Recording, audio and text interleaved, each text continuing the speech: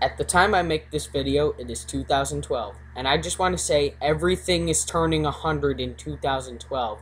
What I mean is, Universal Studios turns 100 this year, along with Paramount. They're two of the greatest movie studios ever.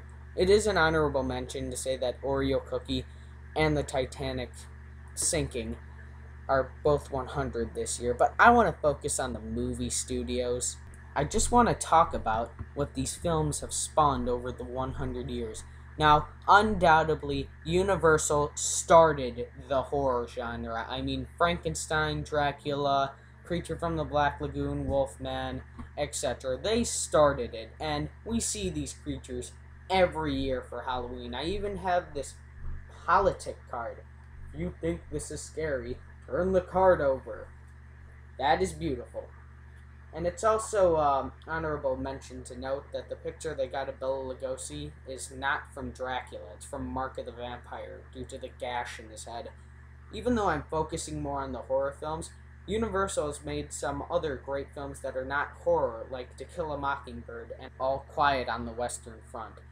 But Universal has done a shitty job with their 100th anniversary.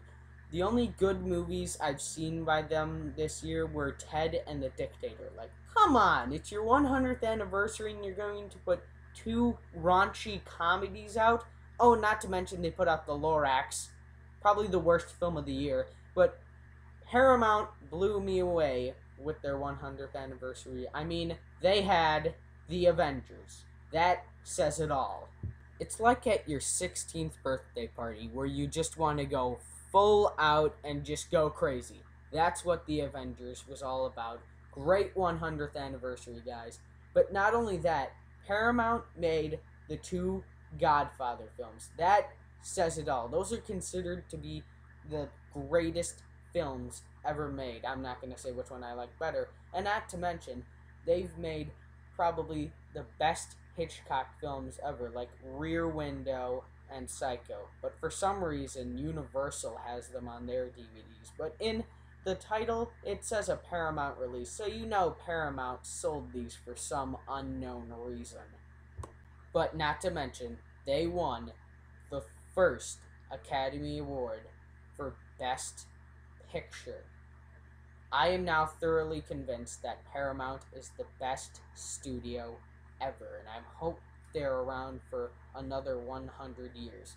But before I go, I'd like to say that the studio founder of Universal had a niece named Carla Laemmle, who was in Phantom of the Opera and Dracula, and is still alive at age 103.